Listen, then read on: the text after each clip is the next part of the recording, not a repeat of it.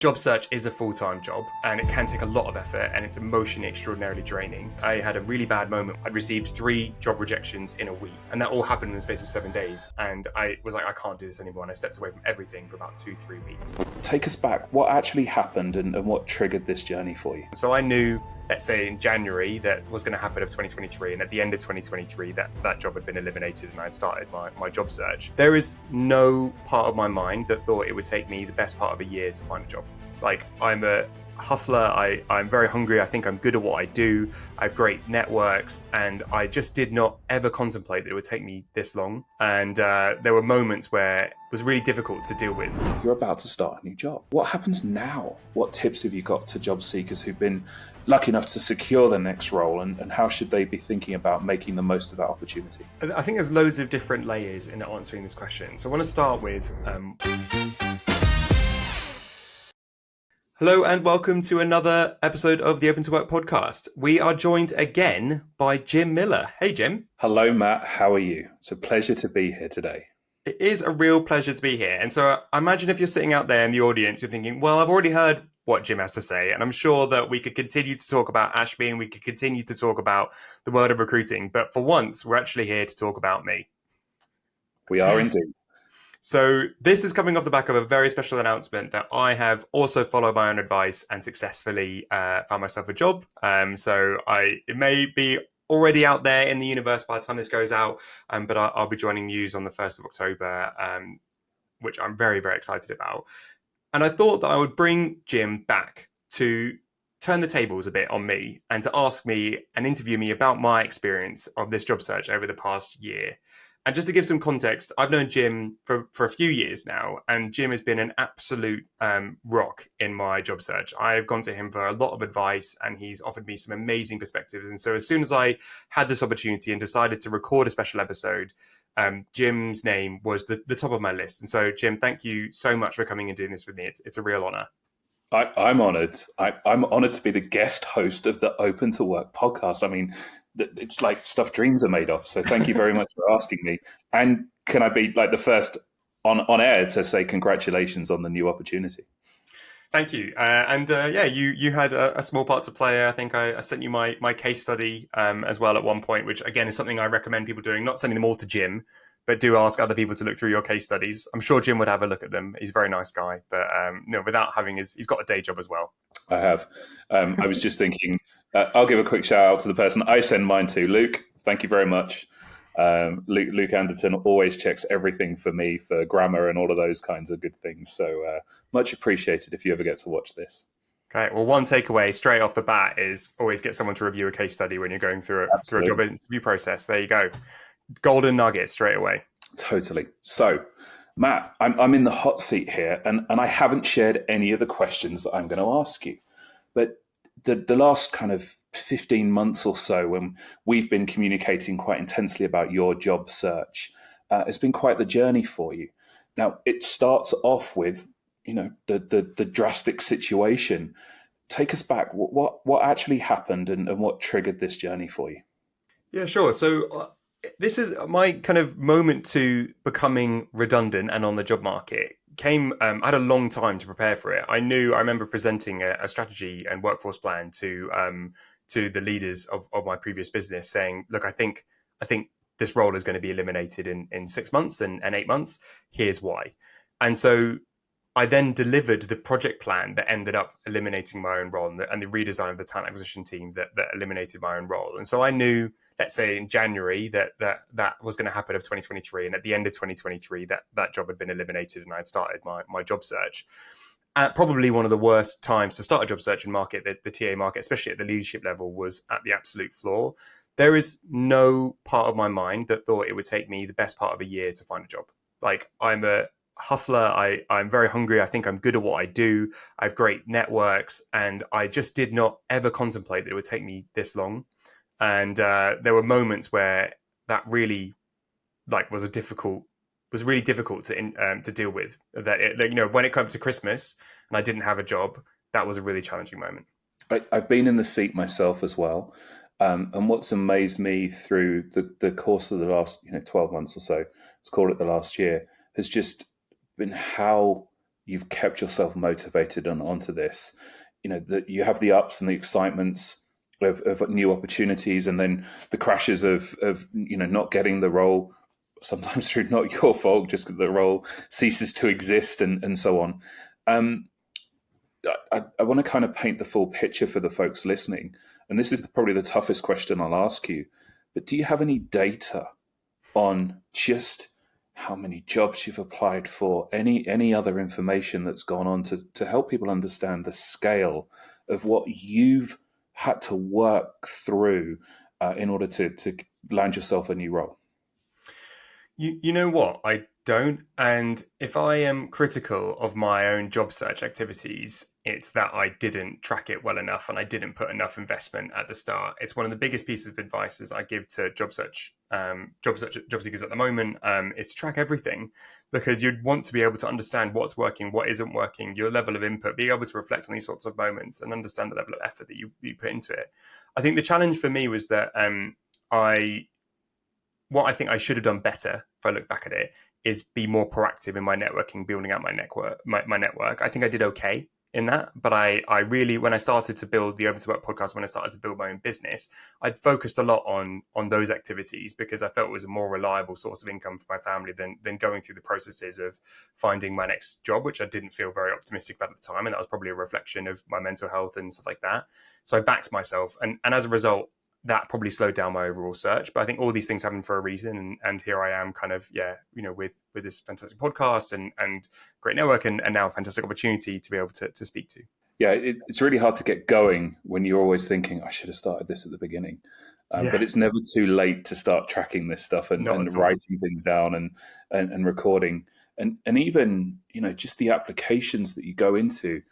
I know for me, I applied, this was January 23 when I was laid off. And I applied to so many jobs and never heard back. And if I'd have started recording each of those, perhaps I'd have follow-ups and maybe accelerated a process here and there. That's a great learning.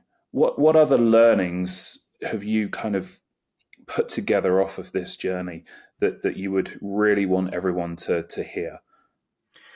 Yeah, so I think putting as much structure and into your process as possible as a starting point, and doing things like creating target lists and putting time aside every single day to focus on positive, proactive outcomes rather than reactive outcomes, i.e., job applications are reactive. You have to have a job opening for you to be able to receive an outcome. Whereas proactively networking and proactively getting those moments, those are proactive outcomes, and they're really important because they give you a dopamine hit when they actually work, and they can land you next opportunities and give you the next conversation, and they beget the following. So I think that's kind of number one. Number two is find a way as quickly as possible to give back or to find a positive outlet for your time. One of the biggest frustrations in the job search, and definitely something that I felt, which actually led to this, is that I had no control of what was happening, right? I could absolutely nail every single step of my interview process.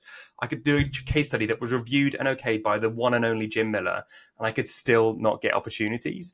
And that I had to kind of have a moment of self-reflection. It's like, it's not about me. And I had to be okay with that moment. And that was like an emotional realization. And then say, okay, so if it's not about me, then what am I going to do? How am I going to make sure that how am I going to give myself a positive outlet? How am I going to make money for my family? How am I going to, pay the mortgage? And that was a really important psychological transition step for me. And also meant that I had a positive outlet that I could control the outcome of. And I'm not saying you have to go and start your own business, but it could be like, I'm going to give myself a project of like painting the wall. I'm going to hang these curtains. I'm going to do the garden this year. I'm going to do, try and lose 5K, like all these little things that you have 100% control over, and having that measurable outcome that you can get, is so, so important. And I really recommend linchpinning yourself to something like that every quarter and doing like a review, or every month and doing a review of like what that goal is.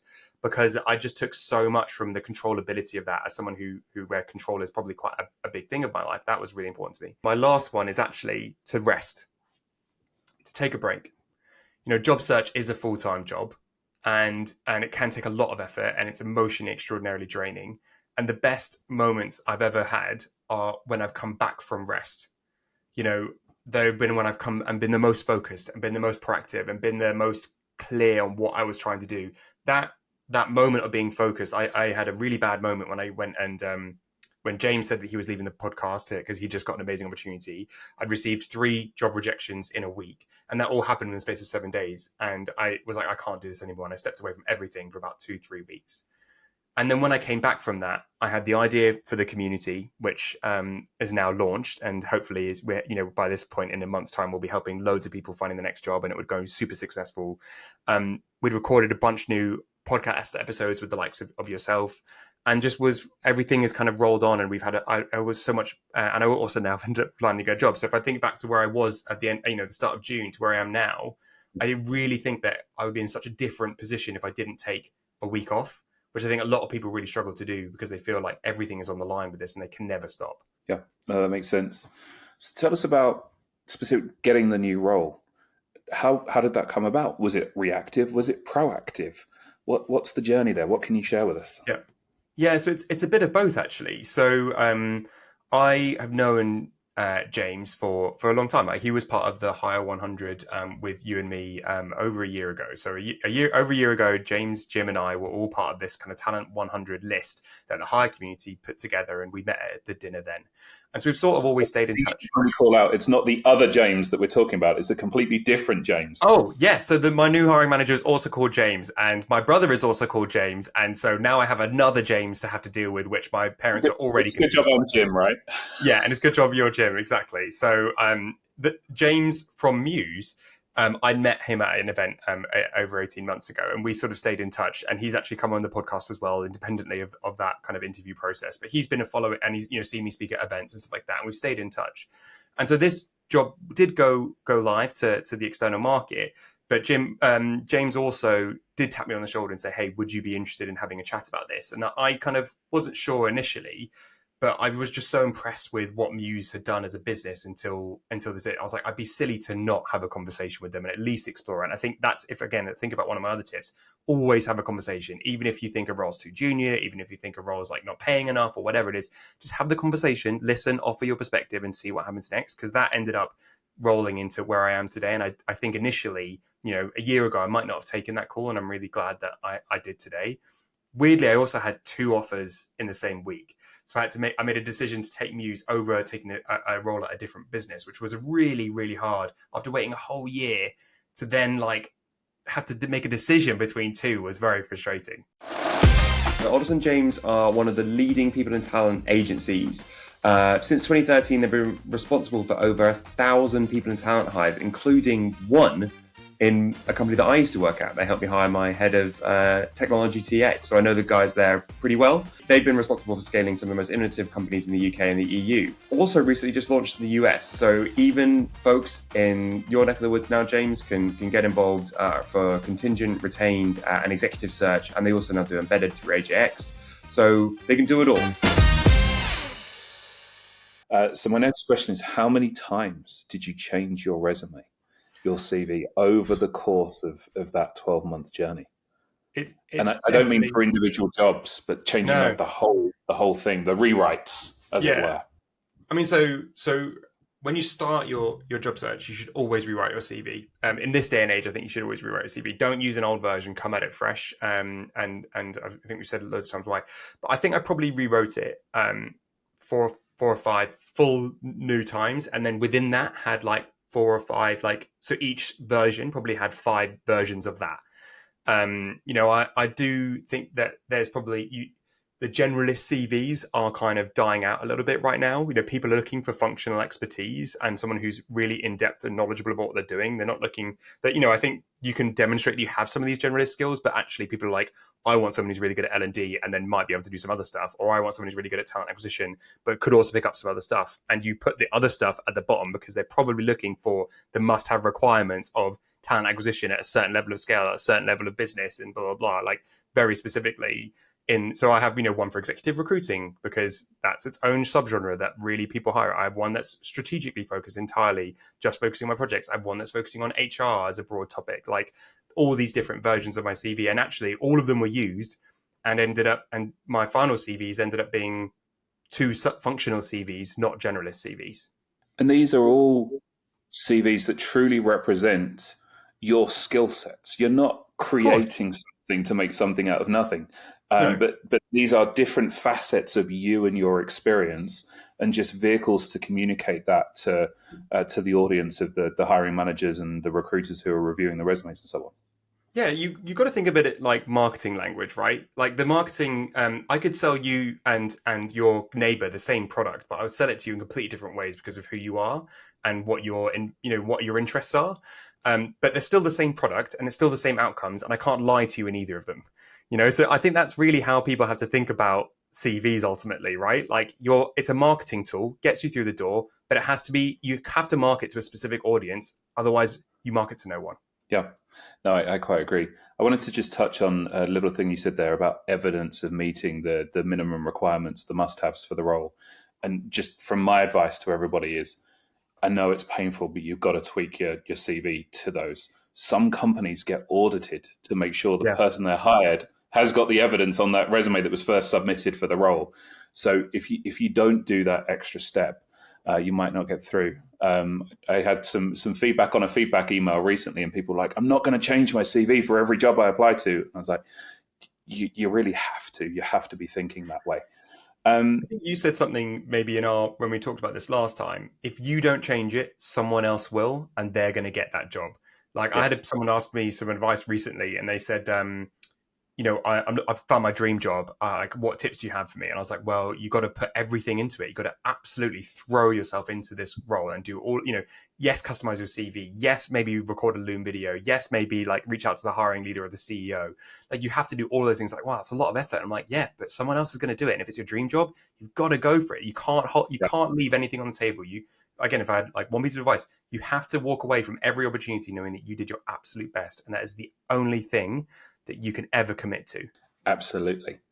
The conversation about the different facets of you, the specialist resumes and so on, is a good segue to thinking about, did you consider alternative careers from this point? Did you look at thinking about, should I go and do something different? Yeah, I definitely did. So the first one is, should I become an entrepreneur full time? It's something that I really had many conversations with people about. Should I turn this into a full-time business? Should I go and start my own completely different business? I had had a couple of different sketches or ideas pulled out. And I kind of thought about this for a long time and went, you know what? I actually really enjoy scaling organizations from TA and making them successful through this world. And I haven't completed my journey here yet. And I want to continue to do that. And so that was like first line. The second one is sales. Lots of TA people go into sales. It's such a natural move for us because we understand how to speak to executive leaders and how to manage processes that can often be quite complex. The big difference between sales and recruiting is that in recruiting, your software can't say no. It functionally operates in quite a similar way to running an executive search firm process. And then obviously the other one was going back into some sort of consulting. So RPO, executive search, going to recruiting agency. And again, like that, something I really considered. Honestly, this, I do think the world of RPO is going to, as in embedded third-party recruiting agencies, is going to be a huge, still grow and still be a massive part of the recruiting stack in the coming years. And I had lots of conversations with companies about that, but no, none of them quite were right for me. And I think you have to, the universe will eventually line up the right opportunity for you, as James Hudson would say. And I think this is going to hopefully end up being the right one. We are delighted to be sponsored by Metaview. Metaview is the AI assistant for the interview process. Their AI records and transcribes hiring conversations like interviews, intakes, and debriefs, and then provides a perfectly summarized note of everything that was discussed. That means that you can focus on creating human connections with candidates during calls and save time on the busy work of cleaning up notes after every interview. I've spoken to so many recruiters and recruiting leaders who are loving using Metaview across their organizations. It's saving them time, but it also means that they have more data to make better decisions. So for every candidate and every pipeline, hiring teams can now make confident and informed decisions, and recruiters can finally take control of the interview process. The impact on candidate experience is also massive. Since recruiters don't have to worry about taking notes in the moment, they can really focus on being present and engaged with you. Forward-thinking recruiters at high-performing organizations like Brex, HelloFresh, and Quora are all leveling up their interviews with Metaview. So head on over to metaview.ai/open to work to get started for free on your first 5 calls. right at the beginning, you talked about being proactive. Being proactive, you start to get into elements of real creativity. Tell us about some of the creative approaches you took to trying to find that new opportunity. I think being creative and really working these things gives you huge amounts of energy, all of us, and so on. So, tell us some stories about where you took a different approach. Yeah. I mean, I don't think that I didn't do anything crazy like sending like a box of something or other to sending my CV with a gift basket to someone's house or anything mental like that. But I think the kind of there's a sort of a list of processes that I would tend to follow. Right, the first one is referrals. You've given me a fair few into people, but like having a good network is so that they can there to like kind of activate for you and kind of and speak for you in the moments where you need them, right? And I think you give back into that network, which I was talking about earlier, so that you can then take from it in the future. And it's sort of a bit like there's this kind of farmer harvesting analogy. You plant seeds when you kind of don't need any support from anyone, and then you harvest that potentially when you do. Maybe it's a bit of a cruel analogy, but I think it's kind of partly the reality of networking.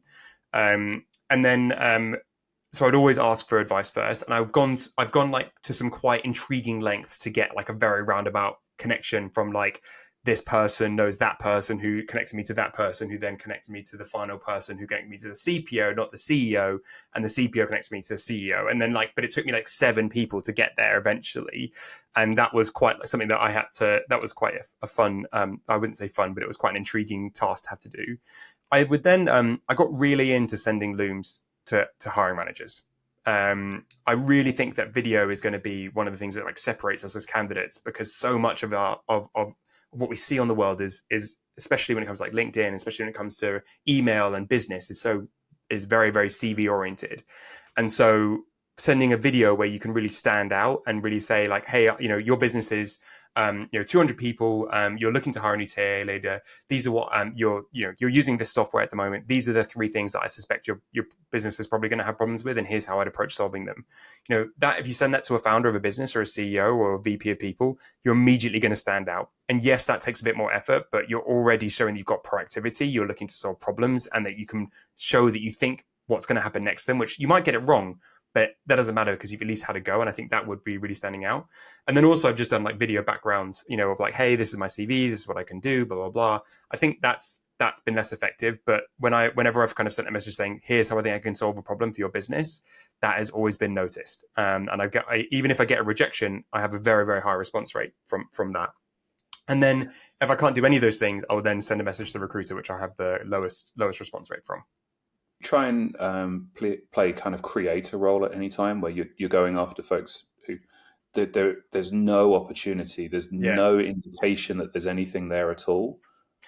Yeah, definitely. So there's a group of businesses who which I really admired, and I was like, look, I'm really excited about these companies. I think they're going to have a huge impact on the world. And so I looked at their business, looked at their size and scale, had a reflection on my skills, and basically pitched them a role. And I had lots of conversations with those businesses in the end about whether or not this was going to be the right fit. All of them responded to me. All of them showed a lot of interest. And I think ultimately it came down to not having, not them making a business decision on the return on that investment right now, given their size and scale of business and what their business needs are and what the investors were looking for as returns, which I totally get. But they were very close. Honestly, like we were into kind of final conversations with the CEO on whether or not we're going to create a wholly new concept of role for me, because I was able to demonstrate that I think I can grow your business in this specific way, and this is how I do it. And again, like most founders are going to prick up their ears to stuff like that. So let's distill this down. So you've identified companies that you want to work at, who have a product that's aligned to your background and set of skills. You're going out and finding the details of the founder. You're messaging them directly, explaining who you are, what you can offer, how you'd approach problem solving, what you would do for them, what you think their issues are. I've got all of these in the wrong order, but just going out there proactively and pitching that. They're never going to forget you. They will always know who you are. And when they do come to needing I'm guessing kind of what you were pitching was some kind of hybrid role because there's extra value add there. But when they need one or the other of those two things, your name is going to come into their mind every single time. Yeah. Is that fair? Yeah, it is absolutely fair. And I think whether or not I end up working full time with any of these people, I probably won't. They will always remember me. And I think that the additional asset to this is that I have become increasingly more recognizable on LinkedIn. And I think that is a really, like, whether or not I intended any of these consequences from that is, I haven't. But the additional asset that becomes is that when you message people, people are more likely to respond because they recognize your name. And you can say, hey, we're connected through this way. I'm the host of the Open to Work podcast. I just wanted to let you know, blah, blah, blah. Like, here's a perspective I have. And like, they're immediately going to pay attention because they already have been probably engaging with your content or their first connections with you or whatever. And so it can speak to like the power of LinkedIn just to help ease those networking conversations, make them slightly easier than if you were completely cold reaching out of the blue. And that's where I think the asset of having a LinkedIn and being active on LinkedIn comes from. It might seem like a trawl, but it means that I can more easily have that conversation with someone who I'm connected with than I would have previously. You got an amazing story here. Like, to keep yourself going for that period of time at the level that you have been, with the ups and downs, every single knock and so on, you've bounced back from. It's just been really impressive to those of us who know you. So well done, Thank you. and just coming through it and securing not just one but two opportunities after this period of time. Fantastic. So congrats again on that. My kind of finishing piece is you're about to start a new job. What happens now? Because that chapter of looking for a role is coming to a close, and now you've got this kind of time. I don't actually know when your start date is, so I don't know how long this time box is. But like, how are you changing your mindset? What preparations are you putting in? How are you thinking about approaching that new role? What tips have you got to job seekers who've been lucky enough to secure their next role, and how should they be thinking about making the most of that opportunity? Yeah, I think there's loads of different layers in answering this question. So I want to start with what was probably the most visceral. And I remember like joking with my wife, like quite soon after I got the opportunity and I signed the contract, and I was like, oh my God, we can get those curtains now.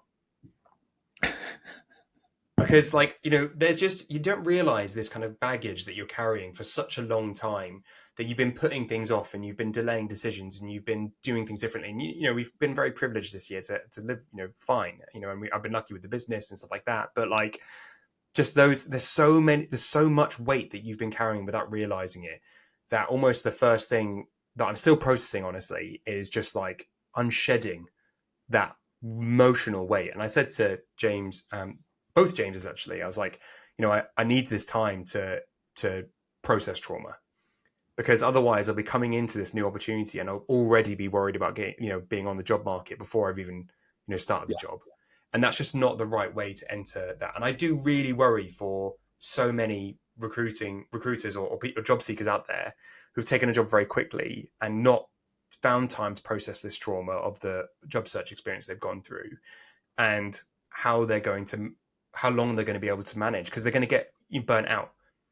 And I think that is really tough. And I think it will happen to so many people. And it was going to be a really hard year in 2025, as hopefully the job market improves, that we see a lot of people who change again because they've just been so burnt through the last kind of year or 6 months of their work. Because it is as tiring, if not more tiring, than getting full-time job. So I think that's one piece, is like emotionally processing is like priority number one. And then probably buying some new curtains and maybe painting this wall is like, up there on my list of things to do. And then I think preparing, I think one of the things that I talk to some people in my network about quite a lot about is like, what happens if you start again and you're not mentally there yet, or you're like not as good as you remember you were, or you've lost your muscle. And I think I am a bit, no, candidly, and this will come out, and potentially my future team will be able to read this. I'm speaking very vulnerably, in that there's something that I do worry about. But I believe that I have the ability to adapt into any surrounding that I'm in, and that I will pick this up very, very quickly again, and that that I believe in my own ability to kind of solve any problem that is come my way. And so to prepare for that, I probably will refresh and read some of the kind of classics that I go to all the time to get my head back in recruiting mode. I'll probably speak to leaders and read content and stuff like that, but I will read The First 90 Days, which is one of my books on my shelf there. Probably will have a little skim through Work Rules as well, and Laszlo Boxguy, fantastic eponymous book on HR essentially, and one of the Bibles of HR, just to get my head back in that game. But also I think not over preparing is partly that as well, right? Like, you need to want to come in fresh, focused, optimistic, and the best thing that I can do at the moment is look after my brain and be positive and ready for that moment. Great advice. Thank you. Anything else to add? Anything else that you wanted to say? I never shared any of these questions with you, so you probably had a couple of messages that you wanted to kind of get across during this. Did I miss anything? No, I think, if I just tell you how I feel at this exact moment, and bearing in mind that the Open to Work community is launched today, so we're recording this on a day that something that I've been working on and building for the past kind of 6-8 weeks has gone live right as we've been on this podcast, is that I just don't feel as stressed, and I feel calmer in my body and in my brain and in my physically feel different. And I just don't think I think unless you are in it, it's so hard to understand that weight that you've been carrying. And this should be a day that I'm like absolutely peak anxiety for. And I think if I hadn't had this opportunity, I would be so anxious today. I'd be refreshing all of my like subscriber rates every single minute. Like, it'd be really anxiety inducing day. But I feel a lot more relaxed. And I think that this is basically to speak like, I understand what you're going through, and it is really hard. And that weight is not to be underestimated, because it is so heavy. And then that moment when you finally have the job, you just never have to worry about that weight again, but you do still have to process it. And I guess this, your day will come as well. Like, there were moments where I never thought it was going to happen, to be honest, and that I was going to pack it all in and become an entrepreneur full time. And I'm really glad that I didn't do that. And I'm really glad I've gone on this journey. So finding that support group around you, finding that thing to stay focused on, knowing that your day will come, I think, and that one day eventually you will work again. Definitely. You are not going to end your life. You're not going to end 5 years time and still not work. Like, you will definitely do it. And I think that focusing on that for me has been really, really valuable. Like, I know that at some point I will work again, and that this will be a historic moment for me, not a current present moment. And that's a really important, like, weird frame of reference I've been giving myself like the entire time. So hopefully that's useful for you too. Thank you. I reflect on what you've been through and the journey, and you've been looking for a job to build for your future, but at the same time you've spent a huge amount of time and energy helping so many other people at scale now with the podcast in their job searches. So on behalf of all of those folks who you've been supporting, who you never meet or interact with or anything, thank you for everything that you're doing for the job seeker community.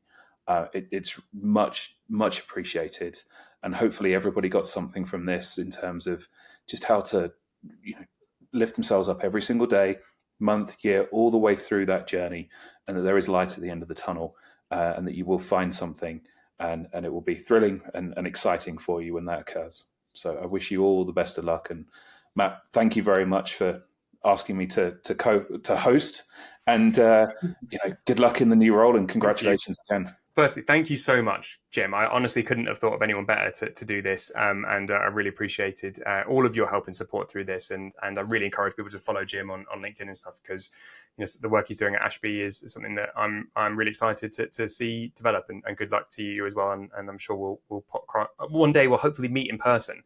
That would be great. We're never in the same country. And I think for anyone else listening, like, this is not the end of the Open to Work podcast. This is really just the beginning. Musev are super excited that this is that I have this podcast, and they're really excited for me to continue to support the job seeking community. And I will be continuing to bring you fantastic guests and insights and advice from people all around the world. And this mission, whilst there is still a huge number of people who are unemployed and looking for the next job, I will be looking to support them. So this is not the last you'll be hearing from me at all. This will be coming to you live next week. Not live, pre-recorded next week. And if you want if you have any questions for us, feel free to jump on to the opentoworkpod@gmail.com and check out our community, opentowork.community. And you'll get loads of advice and insights there from our job search advisors. And so one last time, Jim, thank you so much. And I really appreciate all your help over the past year. Thank you.